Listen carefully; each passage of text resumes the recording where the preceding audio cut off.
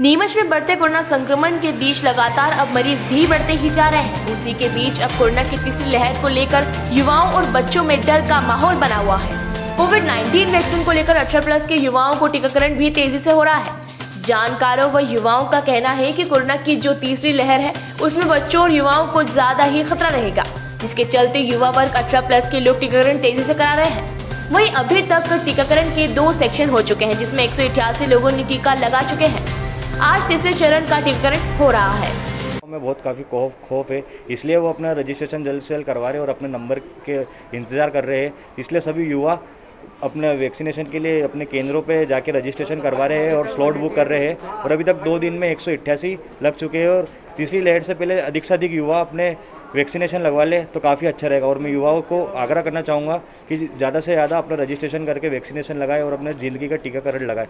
और सेवा भारती द्वारा इस केंद्र पे 5 कार्यकर्ता लगे हुए हैं पिछले 3 दिन से, और लगभग हम 1 महीने से केंद्रों पर अपनी सेवाएं दे रहे हैं। तीसरी लहर का बहुत खौफ है युवाओं के अंदर कि जैसे अभी दूसरी लहर के बारे में दिख रहा है, तो इसलिए तीसरी लहर और किस प्रकोप में होगी, कितने वेरिएंट्स आएंगे, तो इससे बचने के लिए सिर्फ हमारे पास एक ही उपाय है, वो सिर्फ अपना वैक्सीनेशन। तो इसलिए ज़्यादा से ज़्यादा युवाओं से मैं बोलना चाहूँगा कि वैक्सीनेशन के लिए रजिस्ट्रेशन करें और अपना टीकाकरण लगवाएं। सबसे ज़रूरी चीज़ ये है कि वैक्सीन सबको लगवानी चाहिए, मतलब चाहे बूढ़े हो चाहे जवान हो, सबको वैक्सीन लगाना बहुत ज़रूरी है। तभी हम बच्चों को सेफ रख सकते हैं, क्योंकि अभी 18 साल से कम उम्र के बच्चों को वैक्सीनेशन आई नहीं है। तो जब तक हम लोग वैक्सीनेट नहीं होंगे सब, तब तक हम बच्चों को सेफ नहीं रख पाएंगे। तो सबसे पहले सब लोग वैक्सीनेशन लगवाएं, बहुत ज़रूरी है। अभी भी लोगों में ये है कि वैक्सीनेशन से कुछ साइड इफ़ेक्ट होंगे या ये होगा या उसका कुछ गलत प्रभाव पड़ेगा। तो वो जो सब लोगों की एक मानसिकता बन चुकी है, वो बहुत से लोगों की मानसिकता बन चुकी है, तो वो उनको मानसिकता अपनी हटानी पड़ेगी, क्योंकि एजुकेटेड लोग हैं सब लोग।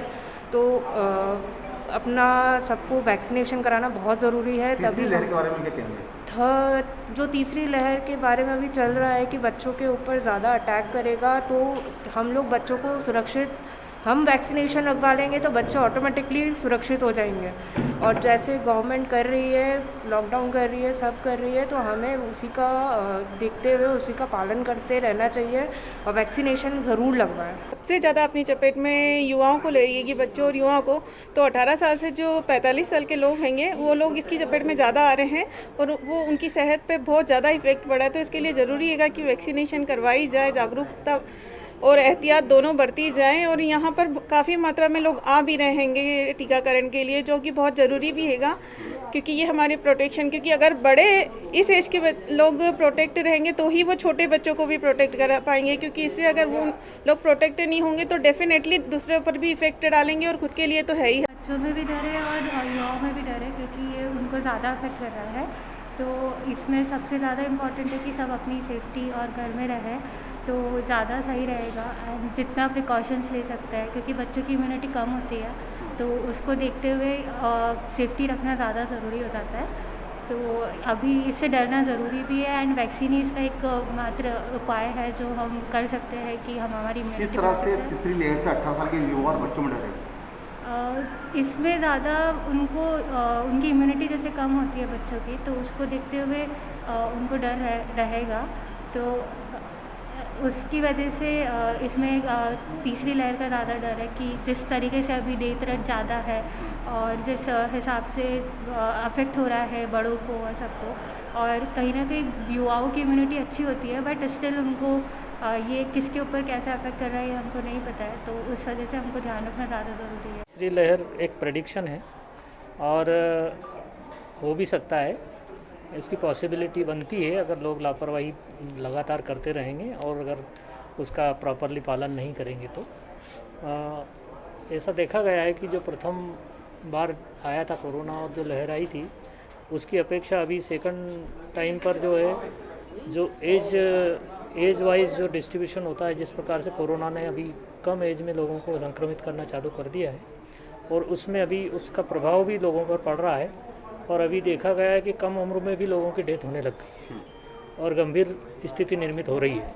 तो ऐसा देखा जा रहा है कि जैसे जैसे आगे बढ़ेगी ये अगर ये स्थिति, और जिसको कि आप तीसरी लहर बोल रहे हो, यदि उसमें वायरस का कोई रूप बदलता है और वो अगर अधिक शक्ति के साथ प्रवेश करता है वायरस शरीर में, तो फिर उसमें उसकी गंभीरता ज़्यादा बढ़ जाती है और डेफिनेटली फिर वो हर एज ग्रुप को प्रभावित करेगा। और अभी जैसा ट्रेंड है कि अब निचली एज तक भी ये मतलब कम एज के लोगों को प्रभावित करने लगा है, तो हो सकता है कि अगर और ज़्यादा अगर बढ़ा तो और भी नीचे तक आ सकता है और फिर खतरा सभी उम्र के लोगों के साथ हो सकता है।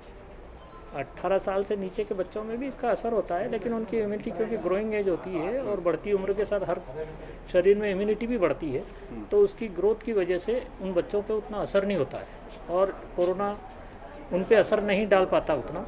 लेकिन अगर जिसकी इम्यूनिटी बच्चों की भी कम है और कहीं बीमारी से ग्रसित हैं, तो उन बच्चों को डेफिनेटली खतरा बना रहता है और हमने देखा कुछ बच्चों की भी डेथ हुई है। अभी युवाओं को चालू हुआ है, 2 सेशन हमारे कंप्लीट हो गए हैं, उसमें 188 लोगों को ऑनलाइन नीमच में लग चुके हैं वैक्सीन। और आज हमारे 2 जगह सेशन है, जावद और नीमच, जहाँ पर 100 लोगों के टारगेट है।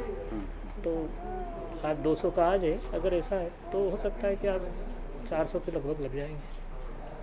अभी तक कितने लोगों का वैक्सीन हो गया? 188। Thank you.